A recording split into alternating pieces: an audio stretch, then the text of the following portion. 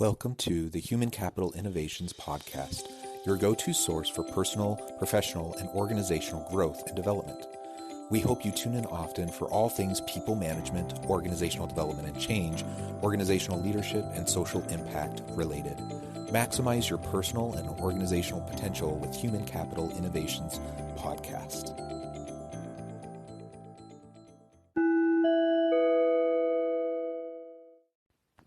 Welcome to the Human Capital Innovations Podcast.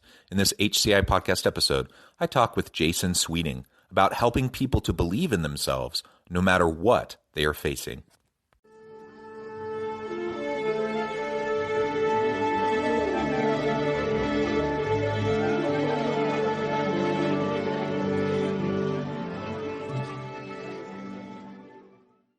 Jason Sweeting, welcome to the Human Capital Innovations Podcast. It is a pleasure to be with you today. I'm super excited to have our conversation. You have such an interesting background. I think you're going to bring a lot of unique insights to me and my listeners today. We're going to be focusing on helping people to believe in themselves no matter what they are facing. And the reality is we all have our own stuff, right? We all have our own baggage. We all have those negative internal voices, perhaps even actual real life voices all around us. Yes. Giving us limiting thoughts. We need to learn to disconnect from those limiting thoughts and rather focus on the empowering thoughts. Believe in ourselves so that we can accomplish. And that's what we're going to focus on today. As we get started, I wanted to share Jay's bio with everybody. As a lifelong musician, Jay Sweeting enjoys playing piano, guitar, and singing, but gigs get canceled and opportunities in music sometimes fall through. He worked hard and studied the market for countless thousands of hours. That knowledge that he has shared has helped himself and others gain control of their financial lives. And Jay, of course, is involved heavily in financial investments and such. And I'll let you, Jay, talk a little bit more about that here in just a moment. But what a wonderful background. I have to admit, the musical background also is something that resonates with me. Just before the recording, I was down in my man cave in the basement, doing a little bit of drums and guitar. So sweet. I enjoy that. I'm not good, but I enjoy it. and so that's wonderful. Anything else you would like to share with us by way of your background or personal context before we dive on into the conversation? No, just very, very happy to be here. Thank you, John, for inviting me and making it so comfortable for me to be here. And thank you to the listeners for tuning in. Now, you might be driving or you might be walking or exercising, but I will promise you this.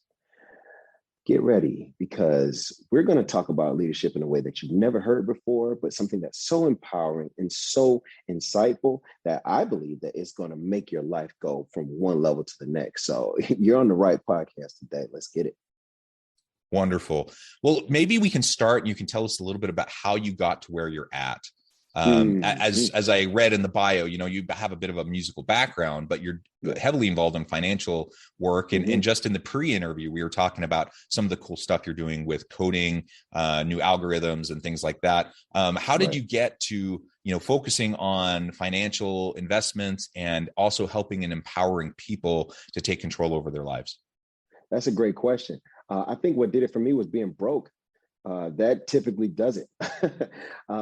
I gave my life to music. When it's my life, everything. I became really, really good. Been on television, traveled all around, playing music, playing piano, singing for folks. And there's no room, even to this day, there's no room that's safe. If I have the microphone, I don't care who's in the crowd. We're going to have a great time. But one thing happens when you're part of what they call the gig economy. Gigs fall through, but bill collectors never do. I mean, they just keep showing up right on time. In my life, I found that they're as predictable as death and taxes, right? I'm telling you, I've never seen a bill collector say, "Nah, we'll just do it next month." Never seen it. So I think that there became like this moment where I realized that I needed to be more stable while still being free. And the thing that drew me to the markets was the independence. There's a trader and he's quoted as saying, trading is the only thing that you can do where you don't need customers and you don't need inventory and you can still be solvent. Walmart is a great company, but run out of the product everybody wants to buy and Walmart is just building. And I think that if you don't have the inventory, even a big behemoth like Walmart is in trouble. Apple's in trouble if they run out of iPhones today. They're in trouble. I needed for myself a way to be solvent without having to, I guess, depend upon your booking agents, depending upon people to buy my talent, depending on us. There were too many people involved in whether or not I can feed myself or my family. And it drew me to the markets. And from there, I just began to fail and fail and fail and fail and fail. Did I mention that I failed a little bit? I failed and failed. And I was terrible. I didn't know an up from down. I didn't know support from resistance. I just didn't know anything. It was bad. Read a few books, tried a few things, and developed a style of trading that has been so simplistic and so easy that not only was I able to retire myself and retire my wife, we live pretty good. I was able to do the same thing for other students. Right now, I'm somewhere around 3,200 students served. And I mean that with a capital S, 3,200 students served. We've changed lives. We've made millionaires. We've gotten people to fire their boss. We've gotten people to have family vacations. We've de-stressed marriages because we know how to help people get into the market and out of the market with the money that they desire. At the end of the day, if I can do that, then I'm doing my job. And that's how I serve. Yeah. That's how I serve. Well, that's wonderful. What a great background, and obviously financial matters and financial trading and such. That's not necessarily for everybody. Yes. Now, those are the people you serve, and some listeners may have specific interest in that. But beyond the financial trading element that you focus on a lot in your work, you also you do a lot of work just generally in terms of helping people. Address those skeletons, the shadows, the negative self-talk and the disbelieving thoughts, right? And so that's really what I want to focus on today as we move into this new year and we're establishing goals for ourselves. We have New Year's resolutions. We're trying to figure out how to really fulfill our potential, whether that's financial goals, whether that's health, eating, physical exercise goals, relationship goals, maybe it's workplace goals, maybe you're leading a team of people and you want to lead them more successfully. Every time we have these resolutions and these goals, what usually happens for most people is you put some thought into it, you have determination, and then a week or two into the new year, you fall down, you're off track, and you have a choice. You either pick yourself back up and you start again, or you say, it's not going to work, and you kind of give up. And most people give up. Most people give up. And so how do we get past that? How, recognizing, as you said, with your gig work and with your musical work, how do you get past the failures? Because they will happen. All of us, every single one of us are going to experience failure over and over and over again in life. And it can become debilitating. But how do we get past that so that we can lean into the disruption, the failure, and rather than having that turn into this consistent negative self-talk, it moves into the realm of like, let's pick ourselves back up. Let's get motivated. Let's try again. Let's learn from our mistakes. Let's now move forward. And that's going to be important for us as individuals, for our families, but also for the teams of people that we lead. Well, this is when it gets really, really good, because I have 3 things for you. Okay. 3 things for you that bulletproof. Everybody, if you're driving or whatever, make sure that, don't take any notes while you're driving, but you might want to, mentally jot these down. You have goals, you have resolutions, right? Goals and resolutions. And the last one is a 2-piece, is forgiveness and faith. Okay. You're going to have to forgive and have faith. So goals, great. Everybody has them. Everybody has goals, but the first 2 letters matter way more than all the whole word together, right? You have to go. If you have goals, they're only as good as your ability to go. And when I say go, you have to move on the goal, move on it. If your goal is to run, then get up, go towards the goal, go. The second thing that you have to remember is that when we have these resolutions, they come from a word. The word is resolve. To resolve. I'm a musician, so I understand resolve and resolution so well.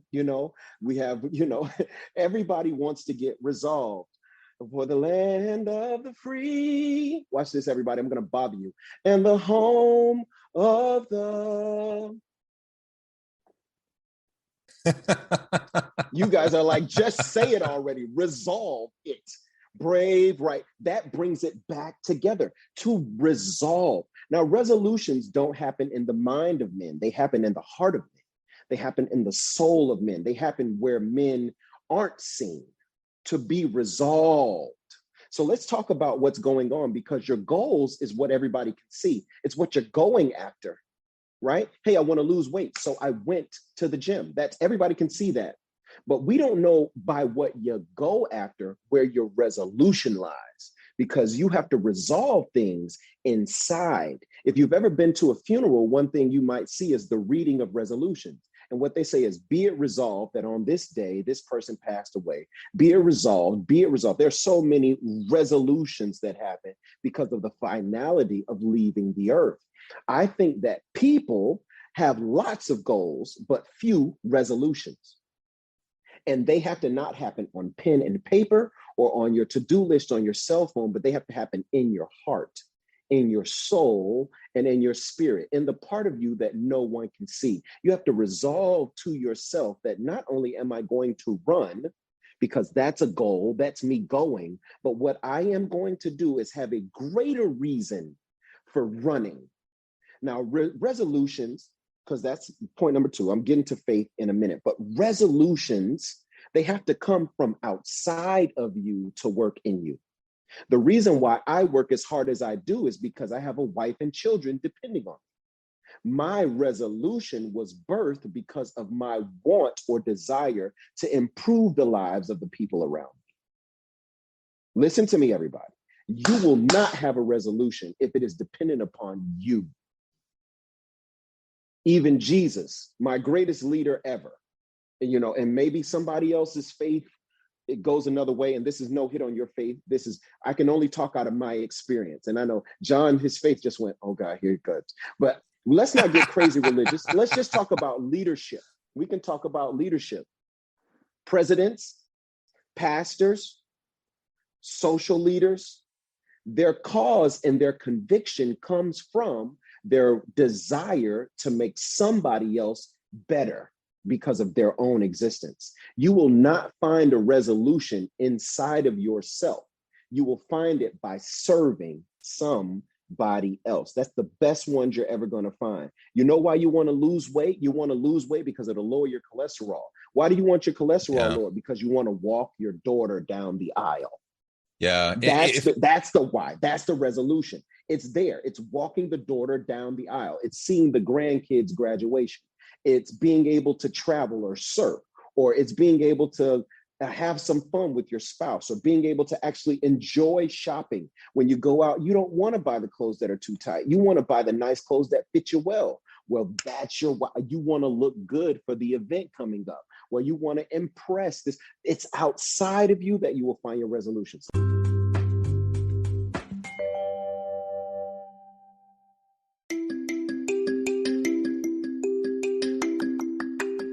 I'm excited to announce the publication of my new book from HCI Press, Bluer Than Indigo Leadership, The Journey of Becoming a Truly Remarkable Leader. Early in my adult life, I learned about an Asian proverb that translates as bluer than indigo. If you think about the color indigo, it is a brilliant, deep, and vibrant blue, what some would call the bluest of blues. To have something that is bluer than indigo is rare and truly remarkable. Contrary to popular myth, there is no one-size-fits-all or cookie-cutter approach to effective leadership.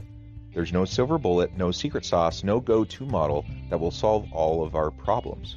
The truth is, great leaders have all had their unique strengths and flaws, and have all had to discover and then pave their own distinctive path in their life's journey to fulfill their leadership potential. Bluer Than Indigo Leadership will help you discover your own path and explore those ordinary, everyday actions that will help you respond to an uncertain future and produce extraordinary results for individuals, teams, and organizations.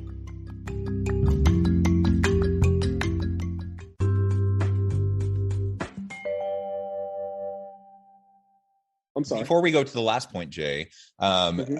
you said so many really great things there. Uh-huh. So much of what you were just saying comes back to, for example, Simon Sinek's why, the Mm-hmm. why of work, find your why.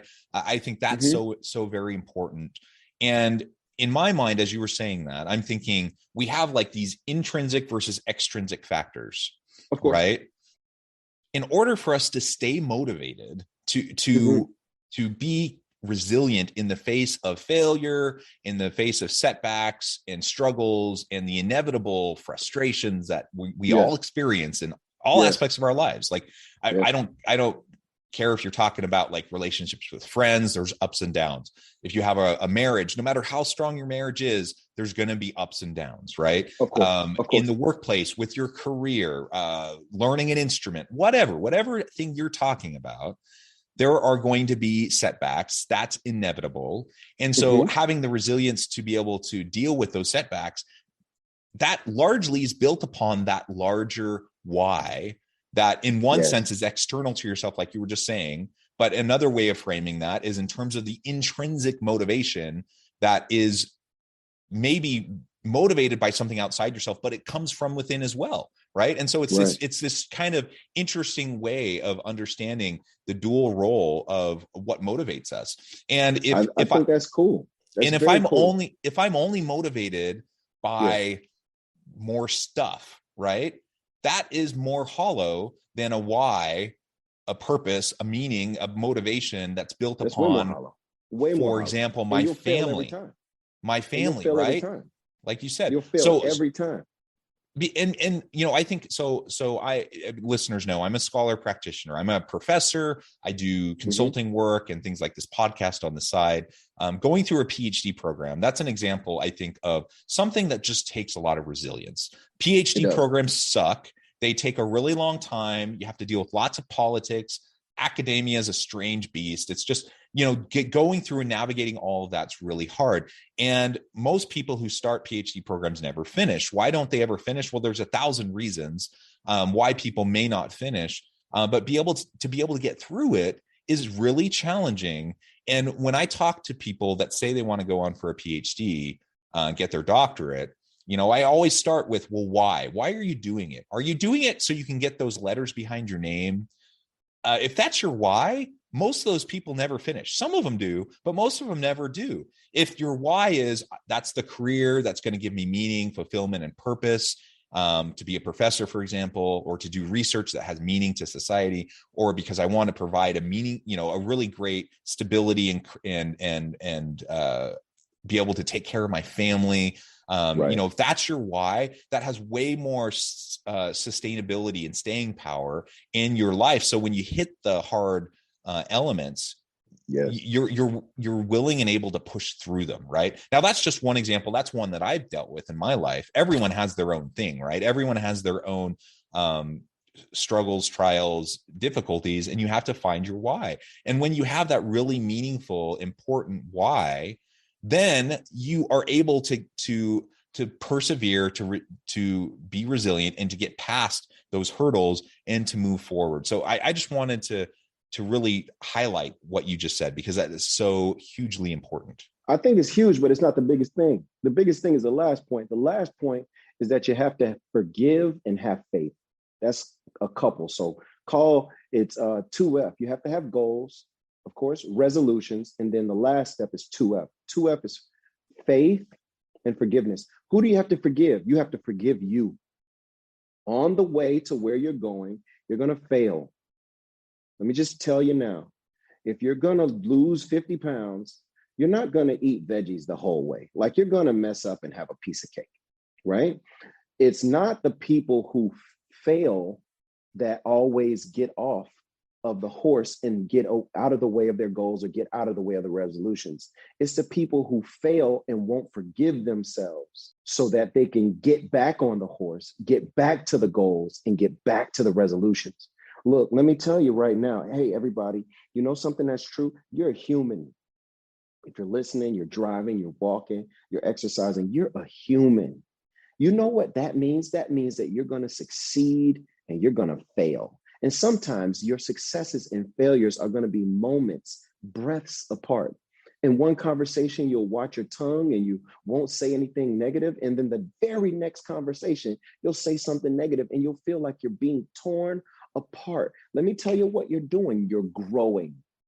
And one thing to remember is that all miracles don't happen in a moment. Some miracles take place over a millennia. You don't believe me? Just go look at underwater caves, or go look at any of the things. Look at bamboo. Man, just look at something that doesn't grow right in the moment. And you're that thing. You're that seed sowed. And can I highlight that? And maybe listeners don't know, and you can explain this and correct me if I'm wrong, but it seems like bamboo, doesn't it? It takes something like 15 plus years to grow underground before it shoots up. Is that accurate?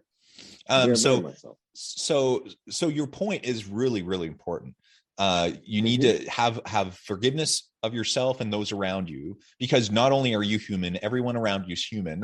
Let's not even worry about people around you. Okay, that's fine. Let's not even worry about them, because the truth of the matter is, no matter what anybody else does, your goal is your goal. Yeah, your desire is your desire. Your resolution is your resolution. Olympians literally train for 5, 10, 15 years so that they can compete for 17 seconds. Literally, they won't eat their own birthday cake for 8 years. They've had birthdays and no birthday cake because of the discipline that it takes to get those 17 seconds right. No matter what anybody else around you does, still do what you are supposed to do. If you are to forgive, forgive. If they forgive, fine. If they don't, fine.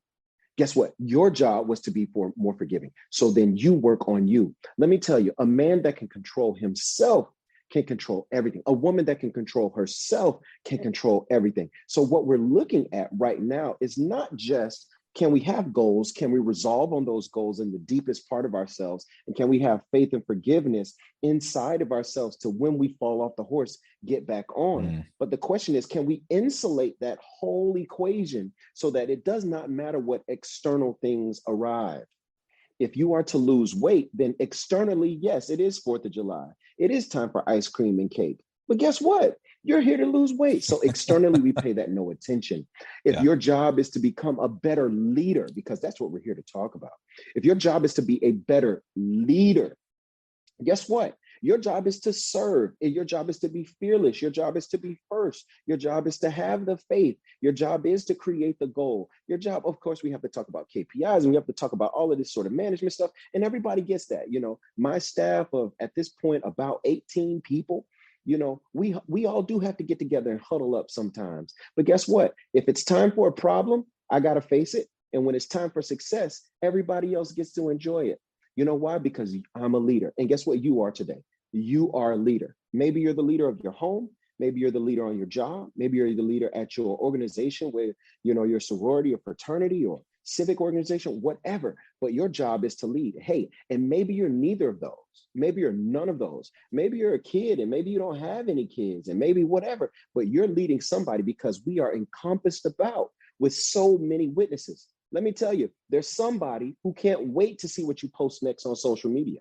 It's somebody who, when you get your nails painted a certain color, they're going to get their nails painted that color too, because somebody is always watching you. Somebody's always following you. That's why it's so important for us to lay aside the burden of guilt, to lay aside the weight of past performance or past failures, and to run towards our goals with the resilience and resolution inside, understanding that as we go, our faith and our forgiveness will allow us to fall off that horse, but get right back on. Yeah. And we don't have to worry about the extenuating circumstances around us. As long as we can manage and master ourselves, then we'll hit our goal.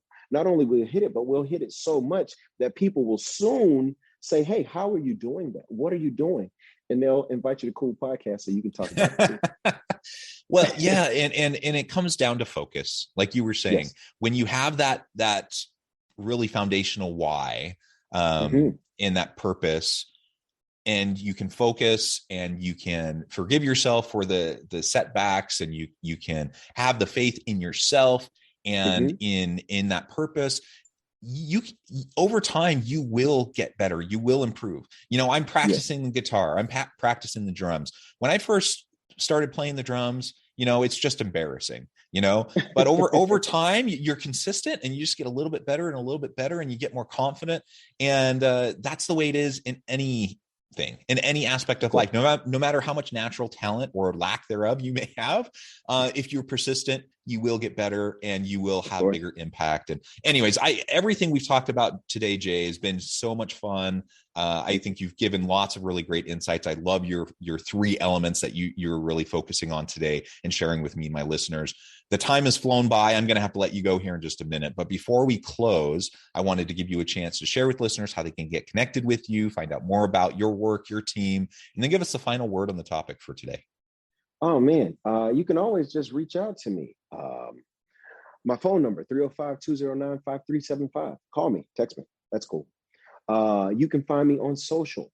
You can go to J_the_trader.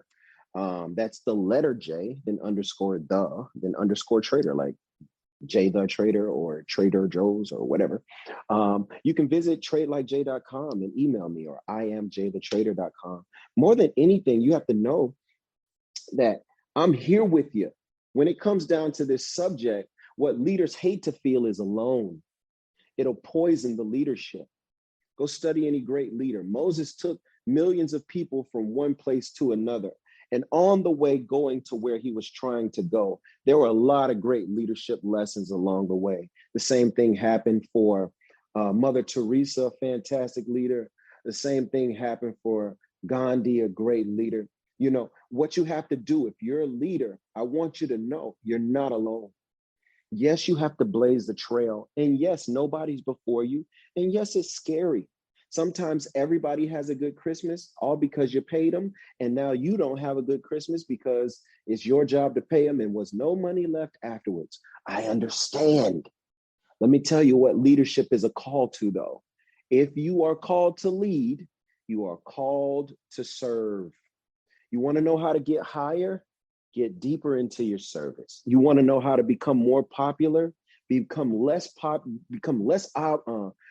focused on that and focus more on your ability to help people every day. And I'm telling you, you cannot plant seeds and then water them and then they don't grow. That's impossible. Your leadership is a story of you continually planting seeds of positivity in those people around you so that they can grow and become just as good as you. Listen, you're not alone. You're not alone. Reach out to me. Reach out to John. Reach out, because one thing you'll find is that the key to unlock the next door of leadership is right on the next podcast or right around the corner, or some other leader can help you get past the level that you're struggling with. Okay. Hey, holla at your boy. I'm Jay, man. Hit me up anytime. It's love. Hit me. Thank you, Jay. It has been a real pleasure. You're so much fun to talk with. You're welcome back anytime.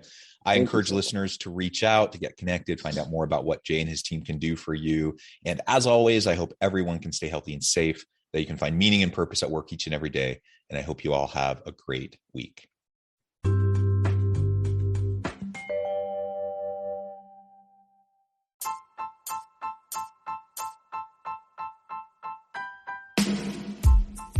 The alchemy of truly remarkable leadership.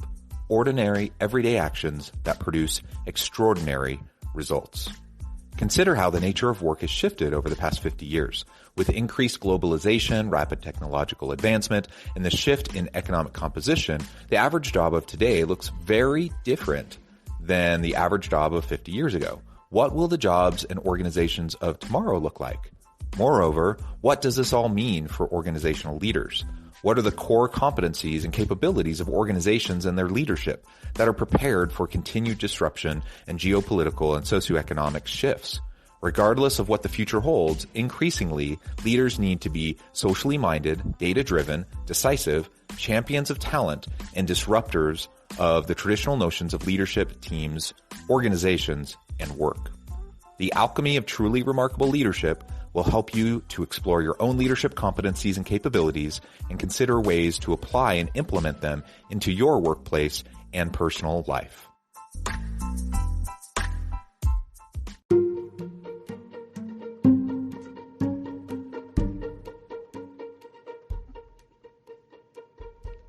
check out Human Capital Innovations magazine, Human Capital Leadership. Human Capital Leadership is a free, interactive e-magazine with the mission to help individuals, leaders, and organizations find innovative approaches to maximize their human capital potential. We publish issues quarterly in August, November, February, and May. Take a look at the latest issue and let us know what you think.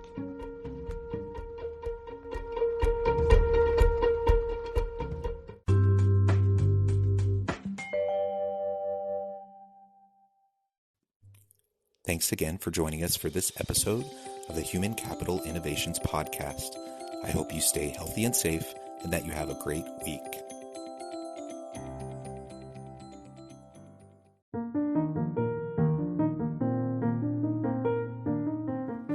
Check out our new weekly LinkedIn newsletter, Alchemizing Human Capital, exploring industry trends via original research and interviews with executives and thought leaders from across the globe.